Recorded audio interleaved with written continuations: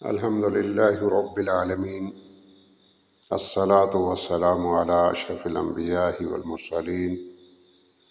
وعلی آلہ واصحابہ اجمعین، اما بعد فاعوذ باللہ من الشیطان الرجیم، بسم اللہ الرحمن الرحیم۔ عن انس ان نفر من اصحاب النبی صلی اللہ علیہ وسلم، حضرت انس رضی اللہ تعالیٰ عنہ روایت کرتے ہیں کہ نبی کریم صلی اللہ علیہ وسلم کے کچھ صحابہ نے سالوا ازواج النبی صلی اللہ علیہ وسلم، نبی صلی اللہ علیہ وسلم کی ازواج مطہرات سے سوال کیا عن عملہ فی السر، ان کی تنہائی کے معمولات کے متعلق، یعنی نبی کریم صلی اللہ علیہ وسلم کے کچھ صحابہ نے ازواج مطہرات سے نبی صلی اللہ علیہ وسلم کے تنہائی کے معاملات کے متعلق پوچھا، اور جب پوری طرح انہیں اس بات کا علم ہوا، ان کے معمولات کا پتہ چلا کہ نبی صلی اللہ علیہ وسلم کے معمولات کیا ہیں، تو اس کے نتیجے میں ان صحابہ نے کچھ عہد و پیمان کیے کہ ہم یہ نہیں کریں گے، ہم یہ نہیں کریں گے۔ تو ان میں سے بعض نے کہا، فقال بعضهم، ان میں سے بعض نے کہا یا کسی نے کہا، لا اتزوج النساء، کہ میں عورتوں سے نکاح نہیں کروں گا۔ وقال بعضهم، اور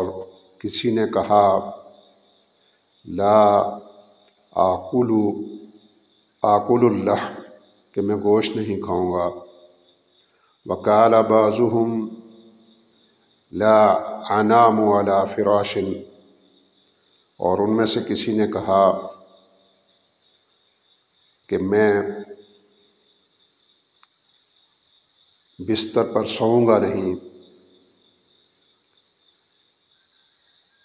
جب نبی صلی اللہ علیہ وسلم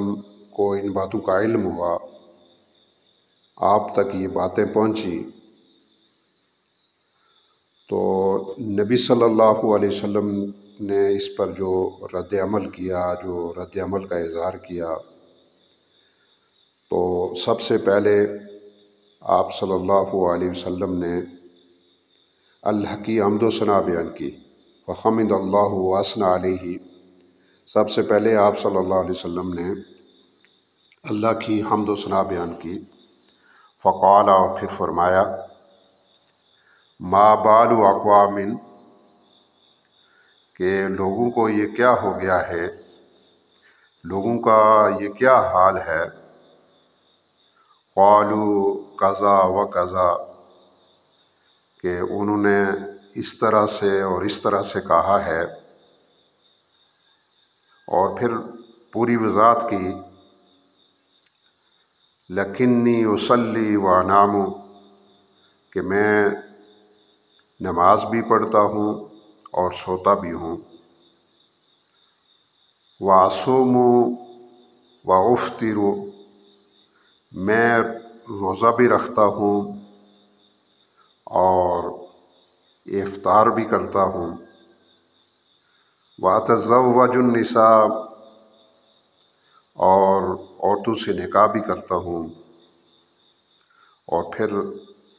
اس حدیث کے آخری حصے میں نبی صلی اللہ علیہ وسلم نے فرمایا، فمن راغب عن سنتی فلیس منی، جو شخص